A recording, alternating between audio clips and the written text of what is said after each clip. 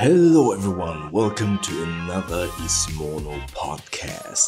If you are looking at this in the video version, you probably noticed that I am not at home.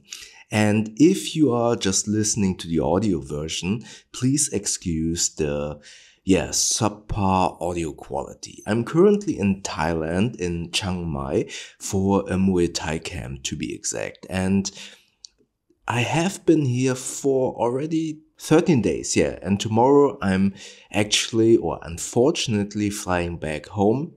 So when you listen to this podcast, I have just gotten back home to Germany after training a lot of Muay Thai, enjoying the sun.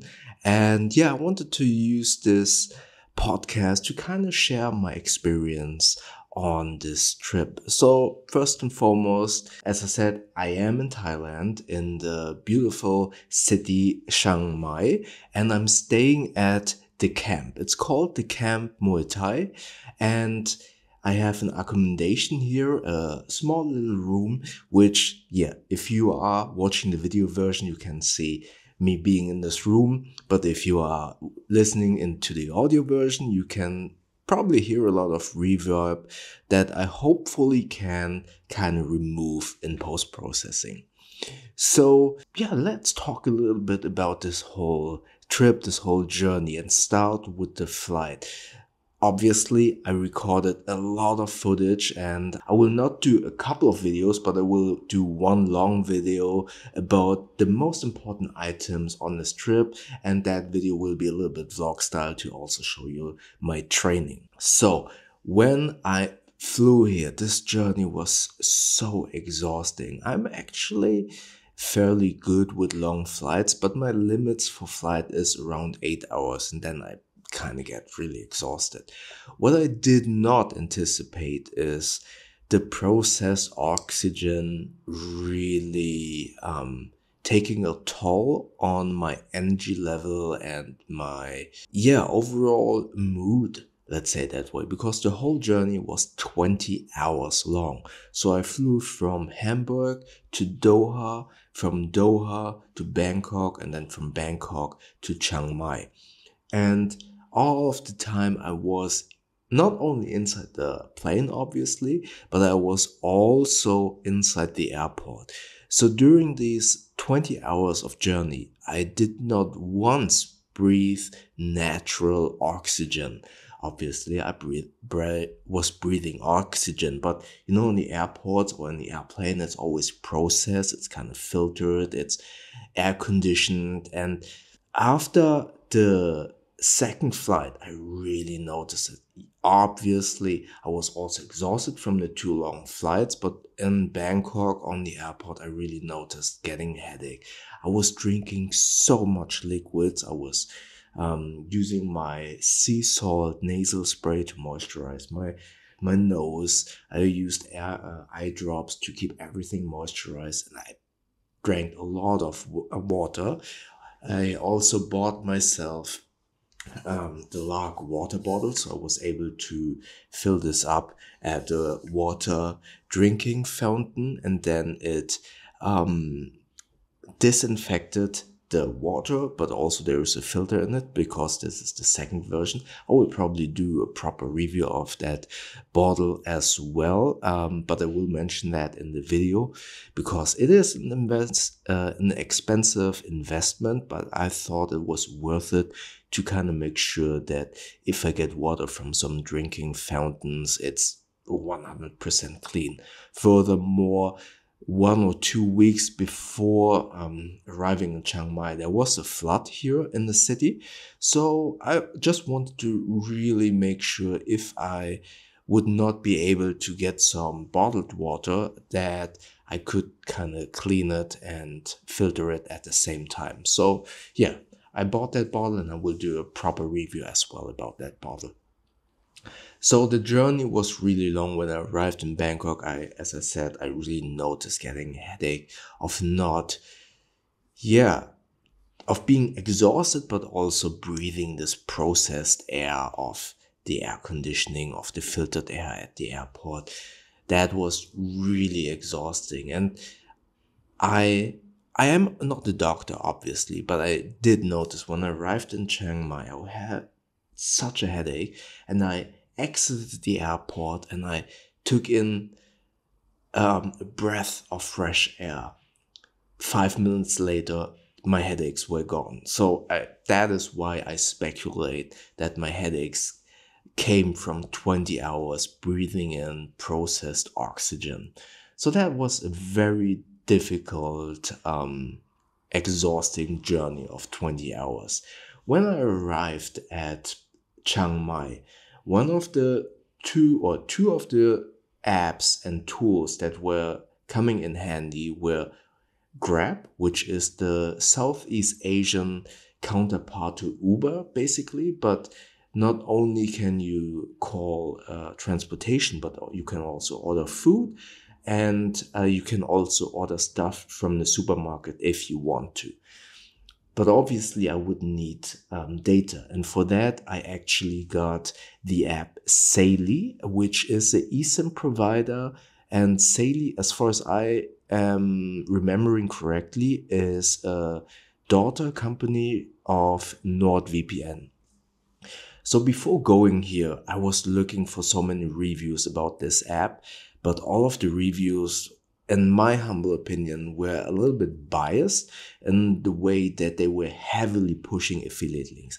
I use affiliate links myself, but I try to balance the reviews in a way that it is also showcasing negatives, right? And all of the videos that I found with Saily never mentioned any negatives, but always were heavily pushing the affiliate links.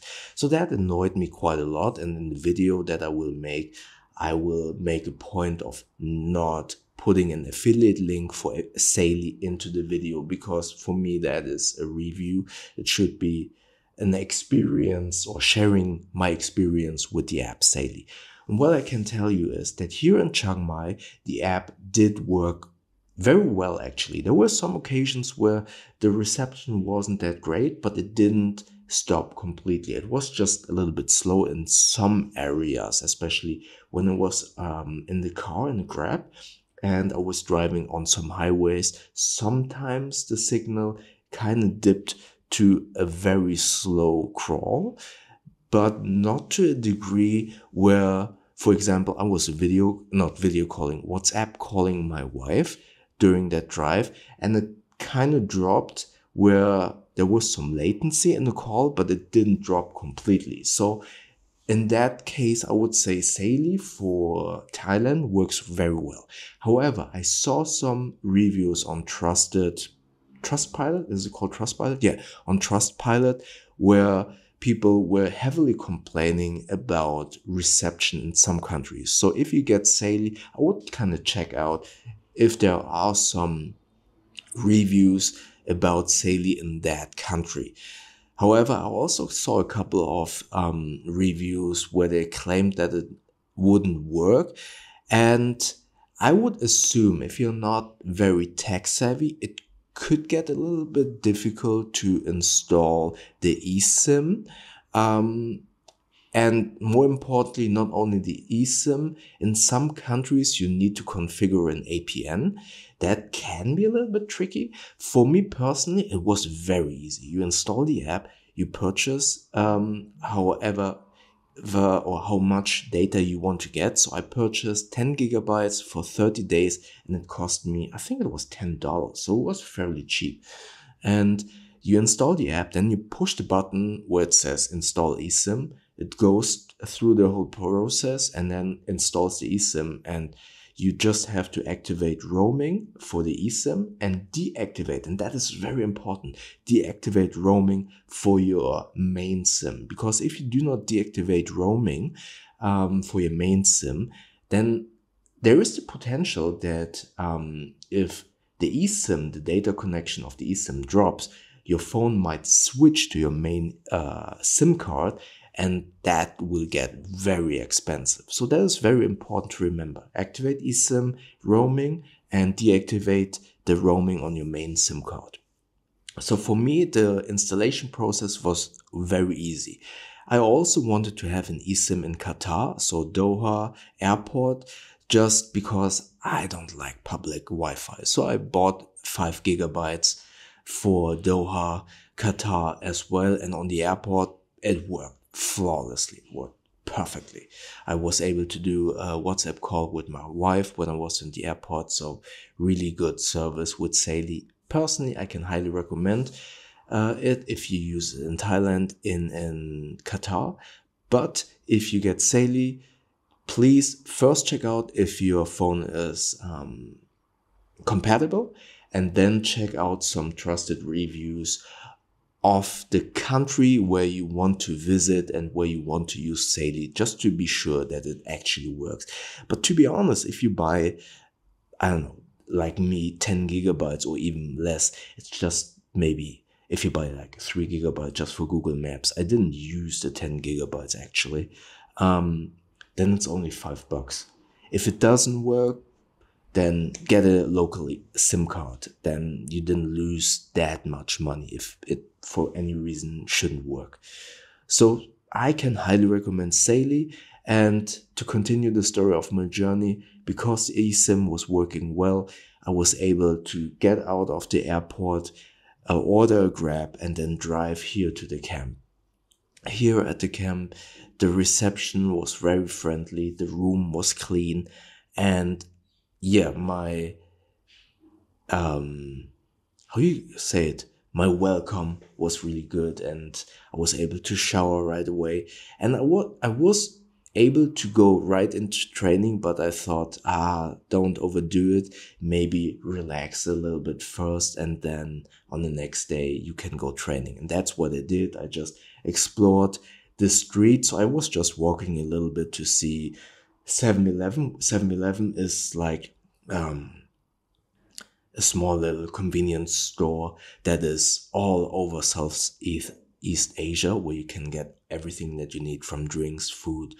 And for example, I needed some detergent for the washing machine. Here's a washing machine, which was really great because I was training twice per day. So I went through clothing a lot and fast. So I had to wash. I would say I washed my clothing every second or every third day, just because I was going through my gym clothing so fast.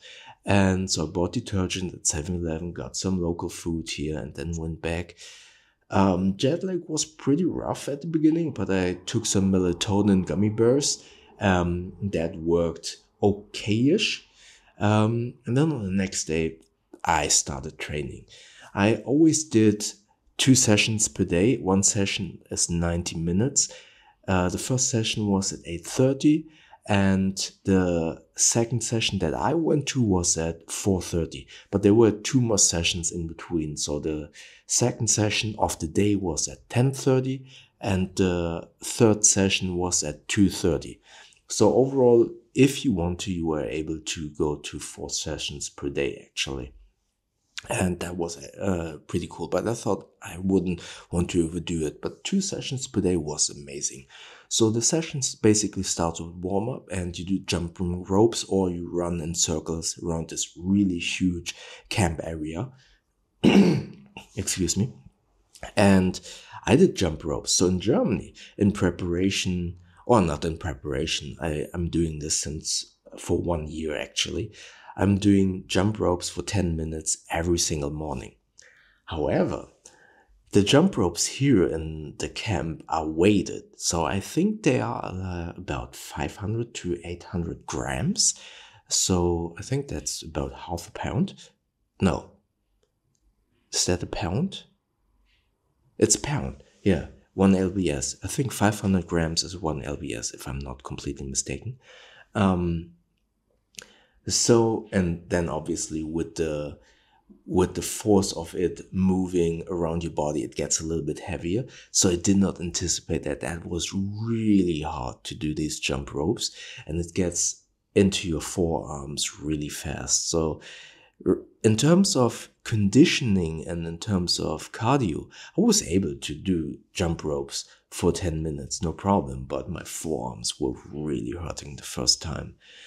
So that's your warm-up, and then you start working on pads. And what I really liked about this camp, it's not much about, maybe if you see some training footage on Instagram, it's usually pad work, then you do sit-ups or push-ups and you punch your stomach for conditioning and stuff like that. It wasn't the case in this camp, which surprised me at first, but then I was positively surprised because we did so much technique. So I was corrected in very specific details: foot positioning, turning your hips, the positioning of your elbows and arms when you do a punch, when you do a kick, how your leg needs to be straight. You need to be on what part of your feet when you do a kick, and how all of the power comes from the rotation. I knew that already, but I've never been corrected in that precise details. And I learned so much, and then we discussed so many different techniques. And in the end of this whole trip, so the last few days, I did so much defense training, because in Germany we have been concentrating predominantly on attacks, on maybe counterattacks, but we've never went through and never practiced defense. So in the last few days, and that was really hard, I was standing in the ring, fully covered up, and all of the trainers had a go at me, and I was supposed to always kind of block and train my defense, maybe do a little bit of counters. Unfortunately, on one day, there was this one trainer who was really big, not tall. He was the same height as me, but is much heavier than me, and obviously much more experienced. And he was going so hard, and hit me a couple of times on my chin and the livers. And I learned a lot that much on that day, but I was really frustrated. And at some point, some of the trainers said, "Hey, go a little bit less hard, because Bo is not able to learn," and I wasn't able to learn on that specific session. That was really frustrating. But overall, I learned a lot in terms of doing defense and protecting myself. That was really good. And I think overall the camp is a really good place, or this camp. It's really confusing that the name of the camp is the camp. That it is very technical, very detailed, and I was able to kind of soak in all of the information. And I feel like I improved my technique a lot. So I'm looking forward to go back to Germany, maybe try it out in sparring and see how I have improved. Sparring, I did not do regular sparring with the trainers here. As I said, I was standing in the ring and was doing defense. I would get destroyed, because all of the trainers have, all of them on average, at least 150 fights in them already, because they were already starting fighting at 9 years, 8 years of age, and are still competing. So I wouldn't dare to go into the ring with them, especially since my defense isn't great compared to them. And they are so fast.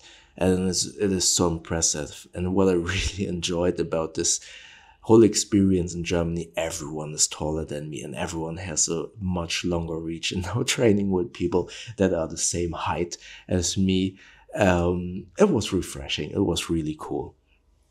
And yeah, the training overall, as I said, I learned a lot. It was very technical.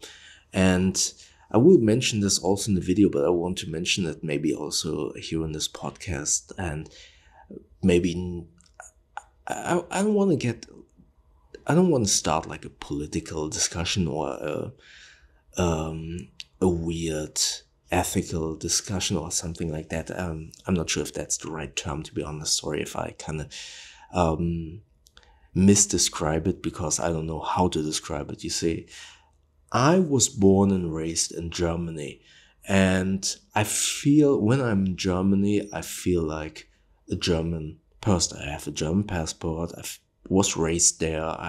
All my friends are German. I went to German school. But I have always been the only Asian. In high school, there was another Asian not in my class, but in my, how you call it, in the same, whether you have many classes, I don't know, in the same range of the class that I'm in. So we weren't that friends or anything, but there was only one Asian around. And I always felt that in a way, to some degree, consciously, but also a lot subconsciously, because also, as I mentioned like many times in many videos, like in overall in the world, or as far as I was able to gather from some other people here in the camp that are Asians but living like in Canada, USA, and other countries, is that doing racist Asian jokes is very accepted in many communities. And as an Asian, you kind of scoff it away, and it sometimes hurts, but you are kind of used to it. So to some degree, while I feel German, being the only Asian, subconsciously, you do feel a little bit different in Germany. And when I arrive in Indonesia, and now here being in Thailand and being very close in a community, obviously when I'm in Indonesia, I'm either to some degree a tourist or I am with my family. And here it's with the Asian trainers, it's to a degree being with a couple of friends and being with a lot of Asians. Then it kind of hit me, or it is a very conscious realization that I am different in Germany. I feel a little bit at home here. I feel at home being surrounded by a lot of Asians, predominantly Asians. As I said, I don't want to make this political or anything. I just want to express the feelings and the emotions that I had whilst being here and experiencing some form of friendship, or some form of team feeling with a lot of Asians, and not the feeling that I have in Indonesia where I am with my family, and I don't really notice it because they are my family. So it's not like a conscious thought hitting me because it's so regular being with my family. And then when I'm outside walking around Indonesia, I have the same feeling, but it is still, I'm a tourist. I feel at home here, but here training with all of these guys and laughing and having this friendly interaction, it did dawn on me that in Germany I'm not an outsider. It's so hard for me to explain. If you are a person of color, because I've never seen, or I know that there are some, but I've never learned of too many white people growing up and being born in a different country and then growing up in a different country. So I feel this is predominantly a thought of person of colors when they are being born in a completely different country than their parents' origin, and that's what I feel. But I feel like with, for example, many Turkish people in Germany, they have so many Turkish people around them, so I'm not sure if they feel the same. But me being the only Asian growing up, surrounded by only Germans, but also some other person of colors, for example, Turkish people who had their friends who are also Turkish, or who had a little bit other person of colors, had more other person of colors from the same background, let's say it that way. But me being the only one, it was kind of weird. And now being here in Thailand, obviously I'm not Thai, but just being around a lot of Asian people and having this friendly interaction and not friendly in terms of being friendly, but in terms of being friends. Yeah, it was a new experience to me that I really enjoyed and that I probably will miss, and that will be one of the reasons why I definitely want to come back and do Muay Thai training, to have this companionship with people that I train with that are also Asian. And don't get me wrong, I love Germany. I still see myself as being a German, but it is very refreshing to be, yeah, it's so weird to say it out loud, but to be around people that have the same skin color as me and the same mindset as me. In a way, it's very peaceful, and it's, for example, what I don't really like in Germany in some gyms, it's this kind of banter. I don't like that, honestly. I don't like calling friends assholes and just doing this friendly banter. That's just not me, this male friendly banter. It's okay to some degree, but I don't like putting people down just because we're friends and it's banter. I know it's common, it's regular, but it's just not for me. And I feel like, at least from how I experienced it for the last 2 weeks, that is not, no one does that here.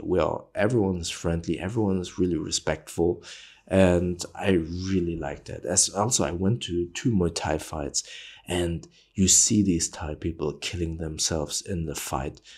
You also, if you are in the US and you have Amazon Prime, you can watch One Championship. You see people fighting on Muay Thai fights, and they kill each other, and then they finish it, and they hug each other, and they show respect. And that was the same in these Muay Thai fights, and I really liked that.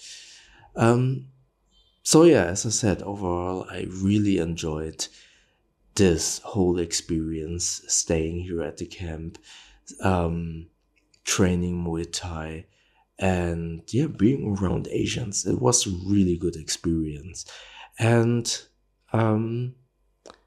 also, I would highly encourage anyone to travel alone. And I got to know so many people. But if you do also something like this, a Muay Thai camp, or do any other activity where you meet up people that have the same interest, it is so easy to get to know new people. I got to know so many new people. We went out for dinner, we went to the fights and stuff like that. It was really cool. Went shopping together and stuff like that. So if you ever have been hesitant to travel alone, I would recommend just do it, travel alone. Maybe book some courses that you're interested in. For example, here are cooking courses. If you like martial arts, then book a martial arts training. You will get to know so many new people, and I can highly recommend it. All right, for some reason my throat is getting a little bit raspy, but I haven't had any breakfast yet. I will get some breakfast now. And yeah, I hope you enjoyed this little small podcast episode here from Chiang Mai. I hope the sound quality wasn't that bad and the image quality of the video wasn't that bad. And yeah, if you watched on YouTube, let me know in the comment section below. Have you ever traveled yourself? And if not, are you planning to? Yeah. And if you have any questions, also comment below. And I see you in the next video and podcast episode. Stay safe and healthy, everyone, and thank you very much for listening.